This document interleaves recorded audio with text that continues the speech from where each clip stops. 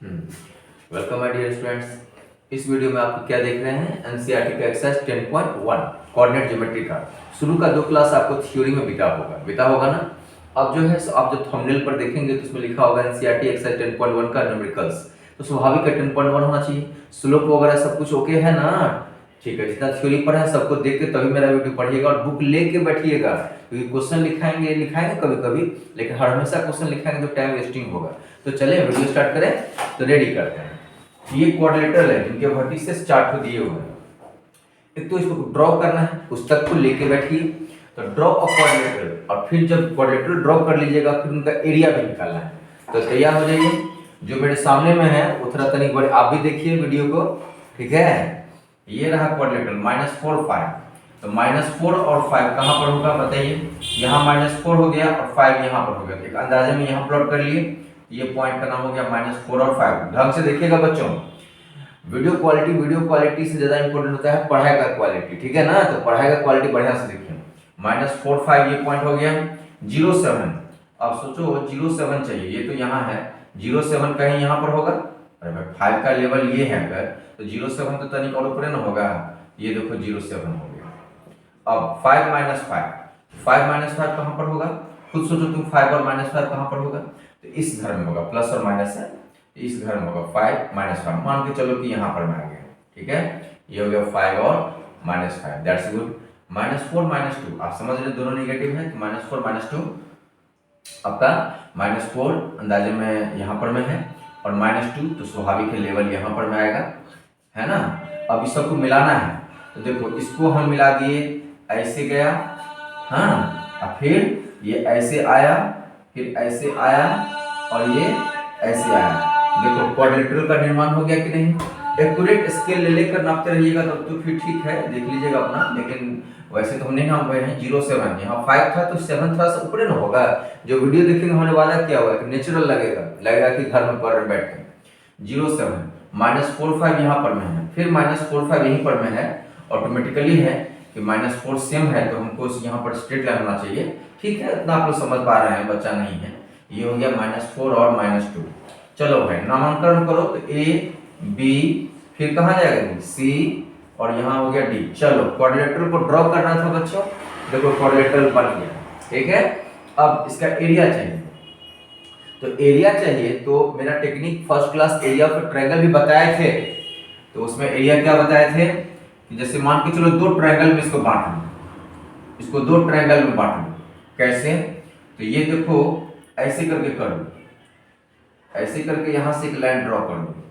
तो एक ट्रायंगल कौन बन गया, ABC, है ना। इसका एरिया निकालो।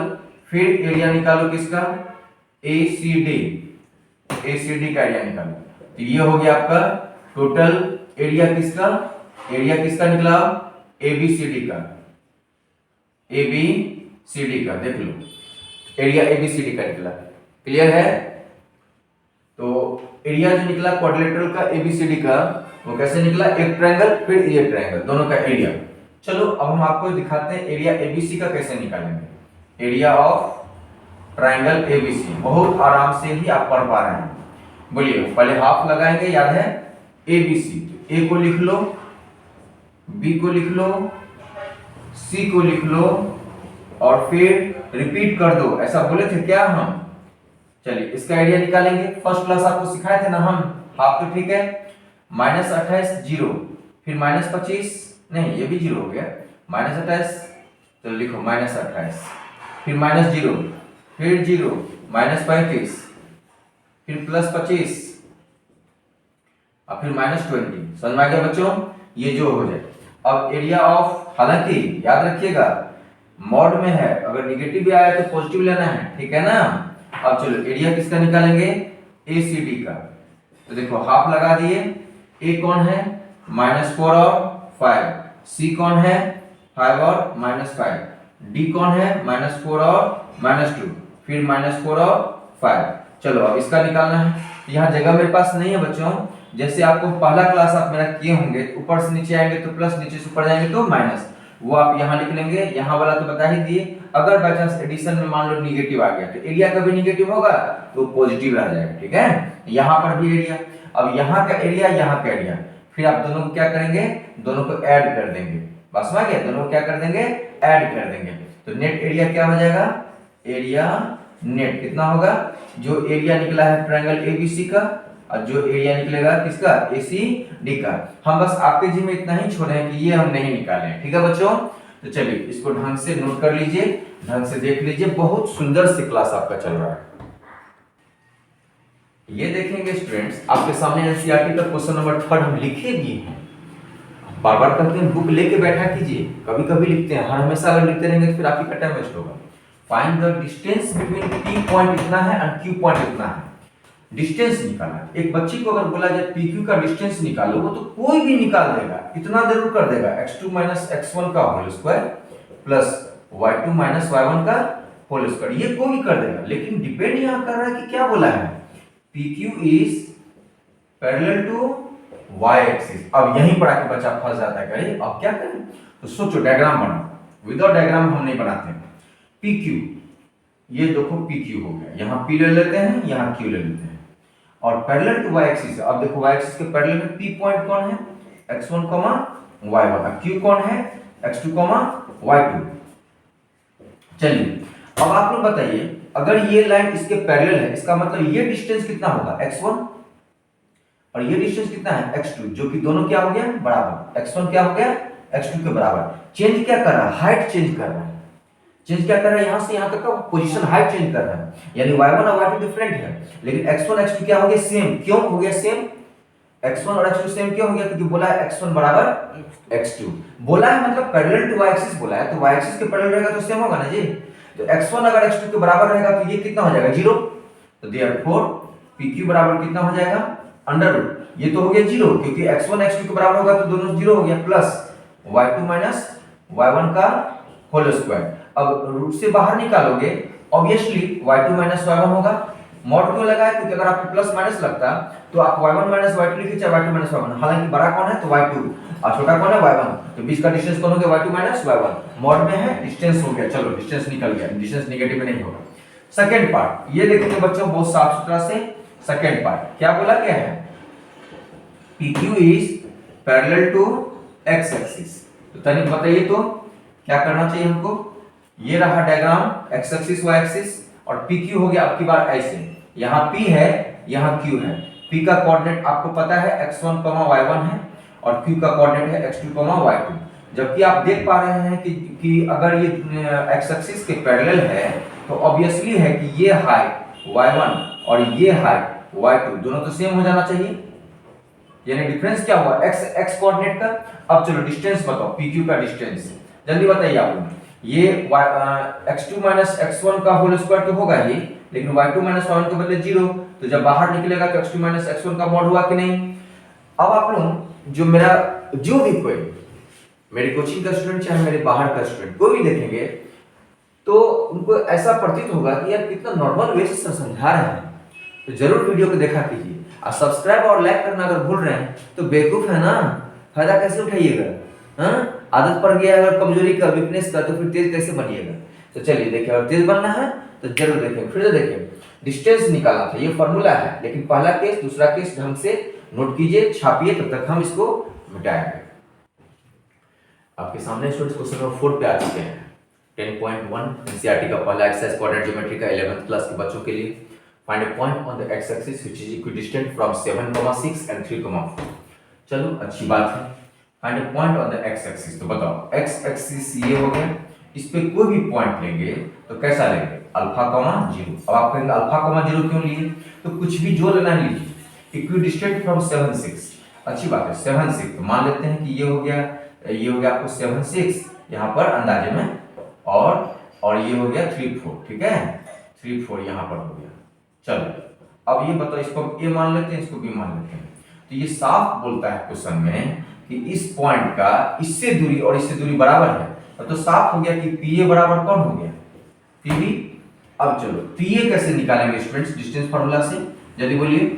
7 - अल्फा का होल स्क्वायर प्लस 6 - 0 का होल स्क्वायर बराबर PB।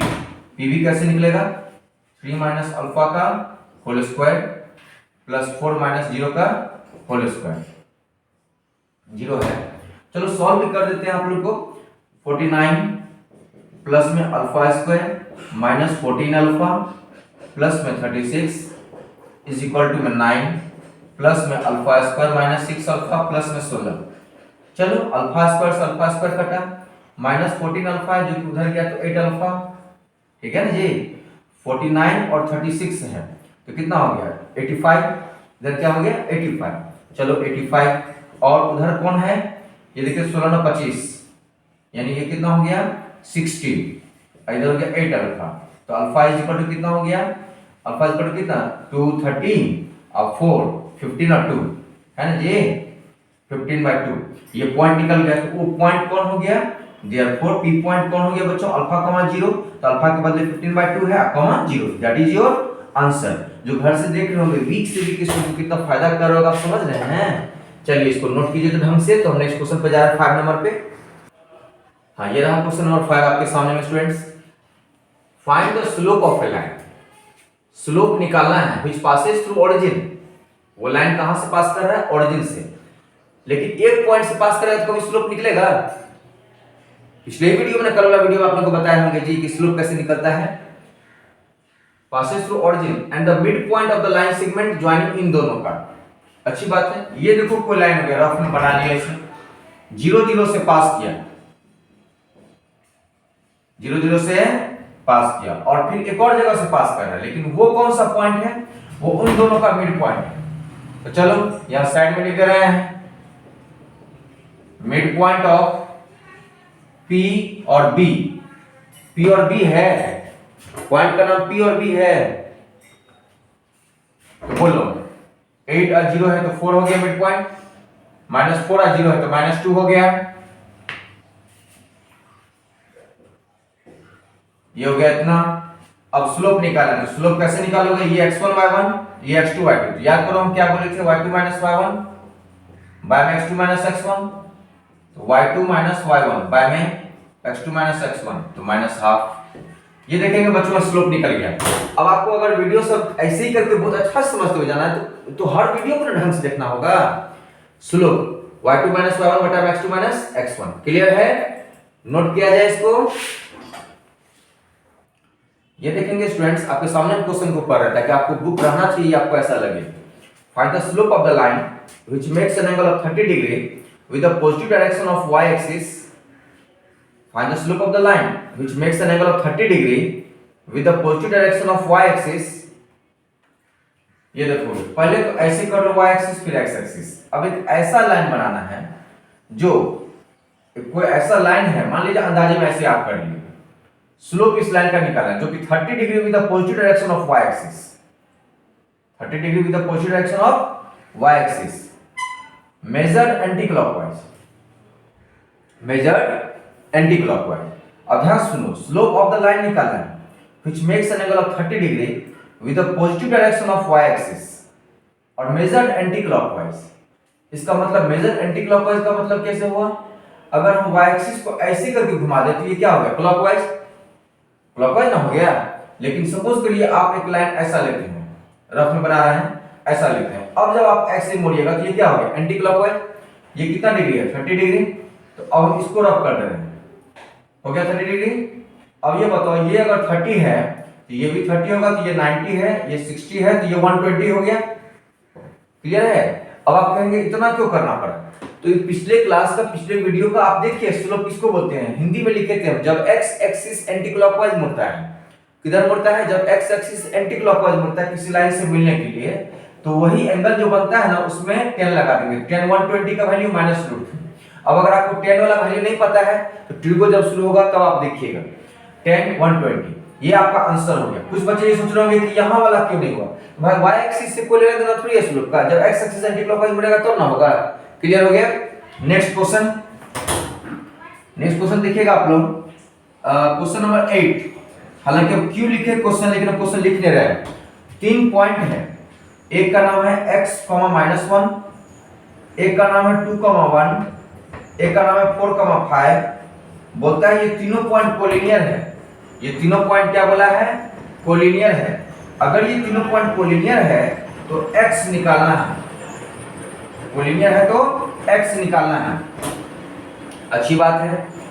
देखेंगे जरा सा, कोलिनियर का मतलब क्या बताया था आप लोग को कि एक ही लाइन में होगा ना, यानी एरिया जीरो होगा।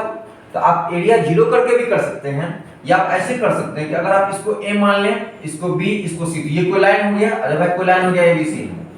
एक बार बताइए, अगर कोलिनियर है तो स्लोप जितना AB का होगा, AB का स्लोप कितना होगा, तो y वाला में से y वाला गया, फिर x वाला में से x वाला गया, अब उतना ही तो स्लोप होगा BC का भी। जितना स्लोप AB का होगा उतना ही BC का होगा। क्यों? एक ही लाइन है ना, तो एक ही लाइन है तो स्लोप एक ही ना होगा। जैसे बॉडी एक रहता है तो हर जगह ब्लड ग्रुप सेम है ना होगा, कि बॉडी सेम है तो ब्लड ग्रुप वैरायटी का रहेगा। तो यहां देखो, ये तो निकल दिए हम। अब BC का बोलिए, 5 में से 1 गया 4, 4 में से 2 गया 2, यानी कट के हो गया 2। अब चलो, ऊपर में 2 है, नीचे में 2 माइनस x हो गया, इज इक्वल टू में 2 है, 2 से 2 भी कट गया, तो 2 minus x is equal to में 1, और यहां से x इज इक्वल टू में 1। ये देखो स्लोप, ये x का वैल्यू निकल गया। दिखाई दे रहा है? जो मेरे सामने बैठे हैं उनसे पूछ रहे हैं, दिखाई दे रहा है? यानी x का वैल्यू 1 हो गया। ये 2 माइनस x उधर चल गया, 2 से 2 कट गया, तो 2 माइनस x क्रॉस मल्टीप्लाई हो गया, तो x बराबर में 1 हो गया। अब हम क्वेश्चन नंबर 7 है बच्चों, और ये 8 है। अब हम 10 नंबर पे जाने वाले हैं। आप लोग पहले नोट कर लेंगे, तब तो हम जाएंगे 10 नंबर पे ना। हाँ देखेंगे बच्चों, क्वेश्चन नंबर 10 है। कितना नंबर क्वेश्चन पे आ गया? 10। एक्सरसाइज क्या है? कोऑर्डिनेट ज्योमेट्री का पहला वाला 10.1 एनसीईआरटी का। एंगल बिटवीन एक्स एक्सिस, ये देखो एक्स एक्सिस, ये हो गया एक्स एक्सिस। अब चलो, and the line joining the points कितना था? अब एक लाइन ले लो, उस पे ये कर दो 3 और -1, और यहाँ हो गया 4 और -2। यानी बढ़िया से देखिएगा, ये एक पॉइंट है, ये एक पॉइंट है, इस दोनों को मिलाने से एक लाइन बना। उसने एक्स एक्सिस के साथ कितना एंगल बनाया? घर्षण को समझो, अगर मेरा हर वीडियो देखिएगा घर्षण समझ आएगा। स्लोप किसको बोलते थे?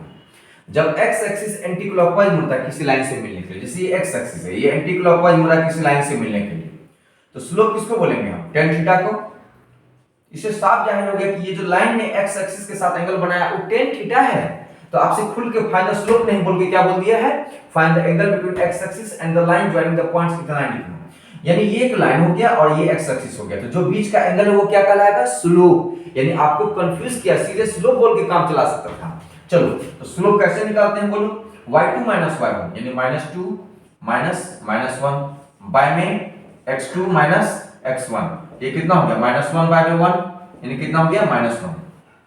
क्लियर है? अब आपको ये लग रहा होगा कि सर ये तो tan थीटा tan 135 डिग्री हुआ, ये तो एक्यूट एंगल लग रहा है। हाँ, तो लाइन ऐसा हो जाएगा, लाइन इस प्रकार से हो गया। समझ में आया कि नहीं? ऐसे है ना जी एक्स एक्सिस, तो लाइन ऐसे हो जाएगी, इसमें क्या दिक्कत है भाई? ये हो गया 135।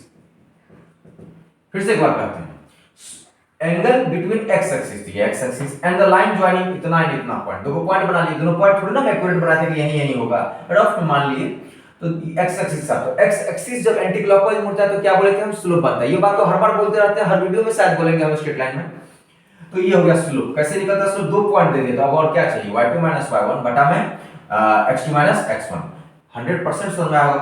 अब चलिए, ये रहा आपका 10वां नंबर, अंडरलाइन भी कर दिए, और ये 12वां नंबर देखिए, एक लाइन दिया हुआ है जो दो पॉइंटों से पास कर रहा है, x1 y1 xk, और इसका स्लोप है m। ये कॉमा है बच्चों, हम बोलते ही रहते हैं, बहुत बार बोलते रहते हैं। स्लोप भी दिया है m, और ये दो पॉइंट दिया है, प्रूव ये करना है। तो भाई स्लोप कहते किसको? ये देखो एक लाइन, स्लोप कहते किसको? y coordinate minus y coordinate, y2 minus y1 अब बटा में x2 माइनस x1। चलो मल्टीप्लाई कर दो, तो m into h minus x1 is equal to k minus y1। इसी के साथ यहां लिख देते हैं हेंस प्रूव्ड। क्लियर हो गया? चलिए इसको नोट किया जाए बढ़िया से। ये वीडियो में ये एक्सरसाइज हम खत्म किए हैं। नेक्स्ट वीडियो जो आपका रहेगा उसमें 10.2 के लिए तैयार रहिए, ठीक है? घर में बनाइएगा भी। चलिए।